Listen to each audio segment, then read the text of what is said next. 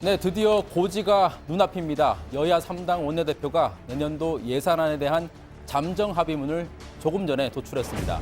오후 3시 30분쯤 여야가 합의문 초안을 작성 중이라는 속보가 전해졌는데 그 이후에 협상이 급물살을 탔습니다.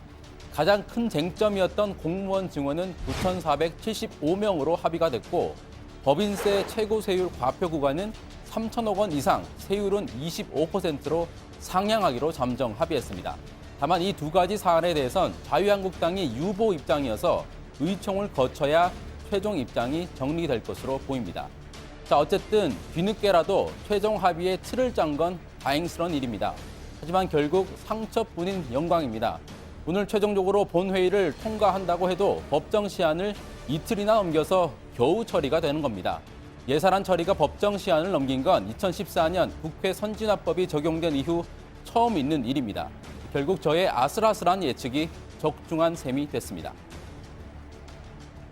아슬아슬한 예측을 해보자면 솔직히 시한을 지키긴 힘들어 보입니다. 여전히 내일까지 처리되기는 힘들 것 같다는 관측에 무게가 좀 더 실리고 있습니다. 제가 시한 내에 처리되기 힘들 거다 이렇게 말씀드리는 것은 어디까지나 아슬아슬한 그런 예측입니다. 당연히 틀릴 수도 있습니다. 그렇죠. 차라리 틀렸으면 좋겠습니다. 네, 차라리 틀렸으면 했습니다. 기재부도 그런 기대를 했던 모양입니다. 김동연 경제부총리에 따르면 기재부 예산실 모든 컴퓨터에 법정 처리 시한인 1202를 비밀번호로 걸어뒀다고 합니다.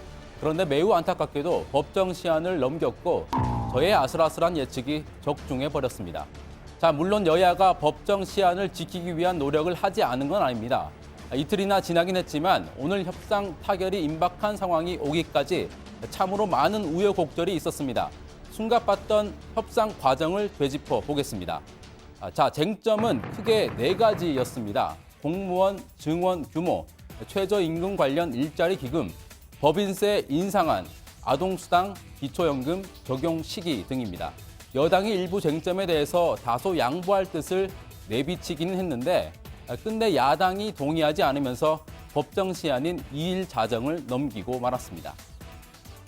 공무원 수에서도 합의를 도출하기가 어렵고 같은 여러 가지 좀 문제가 있는 것 같고 그래서 도저히 합의가 하기가 어렵다 이렇게 판단이 내려져서 다만 예산안 처리는 오늘 자정 전에 하기는 어려워졌다. 자, 협상이 꼬이면서 몸값이 높아졌던 건 캐스팅 보트를 쥔 국민의당입니다. 민주당 우원식, 자유한국당 정우택 원내대표의 미션은 단 하나였습니다. 김동철을 잡아라.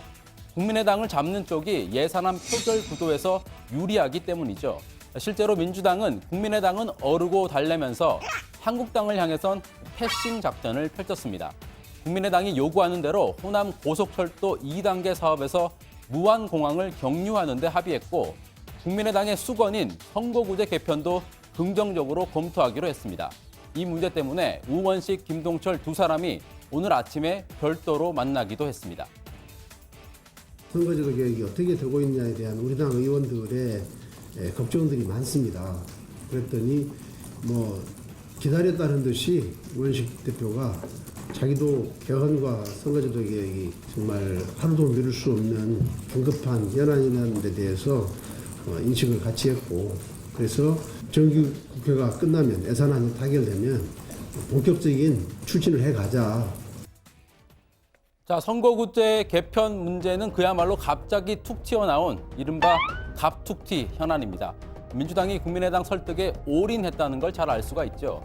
자유한국당은 뒤통수를 맞은 분위기였습니다. 예산안을 논의하는데 선거구제를 논의했다는 것 자체가 우선 저는 이해를 잘 못했고요. 두 당이 합의하에 선거구제가 결정되는 이러한 체제는 있을 수가 없다.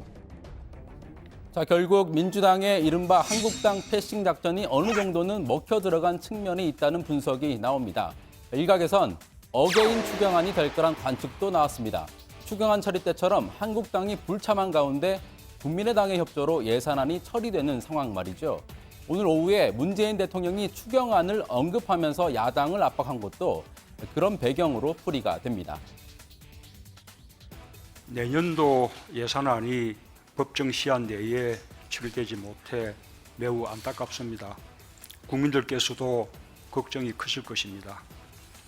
지난 추경 편성 때도 야당에서 많은 반대가 있었지만 이후 3, 4분기의 높은 성장률에 추경이 큰 역할을 했다는 사실이 증명되었습니다. 정치권에서 정파적인 관점을 넘어서서 우리 경제의 호기를 살려나가자는 차원에서 결단을 내려주시길 당부드립니다.